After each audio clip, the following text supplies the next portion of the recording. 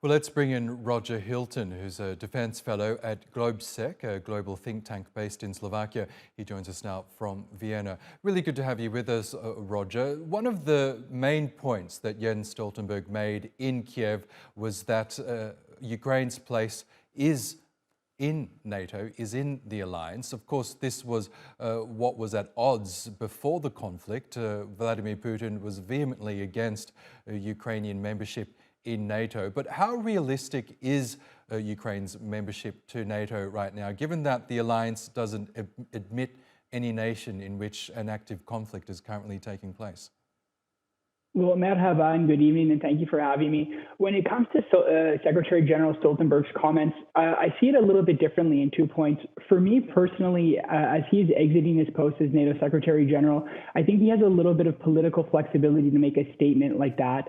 And as we look to the future for Ukraine in NATO, we should look at first the short-term implications and the long-term. I think with the Vilnius summit coming up in July, the priority for NATO, and especially for Stoltenberg, as it will be his last one, is to try to find some hard security guarantees right now without NATO membership, while at the same time long-term allow Kyiv to set the place politically with the incoming SecGen for them to possibly get a map, which is a membership action plan, which they were already technically promised at the 2008 Bucharest summit.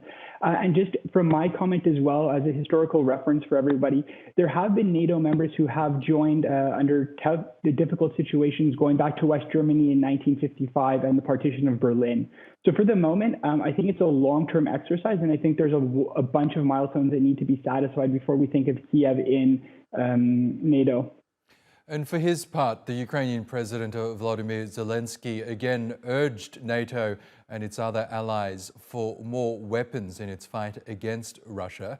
Do you think NATO members will heed that call, given that many of the nations have already supplied Kyiv with many weapons and armory over the course of the conflict?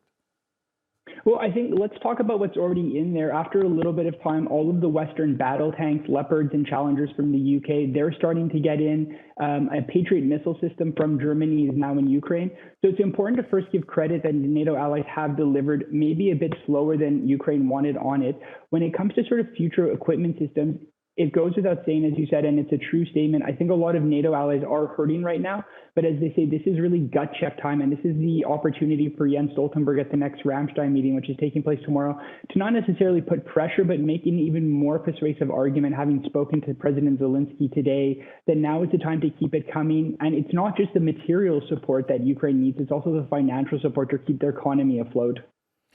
Okay, Roger Hilton, we'll have to leave it there, but thank you very much for joining us on TRT World. Teşekkürler.